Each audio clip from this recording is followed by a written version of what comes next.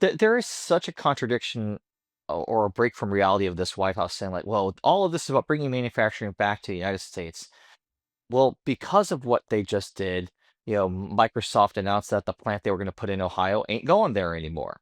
They have been through the work of Doge eliminating certain funding mechanisms that actually benefit manufacturers that are specifically in place to help stimulate manufacturing in America, and they eliminated that program. They eliminated that funding, and it's like on one hand you're saying we're doing all of this for reason A, but on the other we're actually making it harder for you to do that, under any scenario. And you know, I think there's also this lack of understanding that we live in a different time in terms of technology. Manufacturing the way it worked, in World War II, post World War II, is not going to be what manufacturing looks like today because of automation, because of AI, because of machinery. Just because you open a plant here doesn't mean that it's going to necessarily be 1,000 workers doing the labor.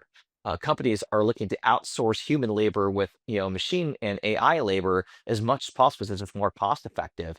I just don't see the administration laying the infrastructure in place to build the scale of manufacturing that they are promising in time for the American people to feel that return on their investment, for lack of a better term, uh, before there is a political election, on the horizon with the midterms. The idea that they're going to be able to offset everything that they just did with the stock market with a manufacturing revolution in the next 18 months it's actually impossible.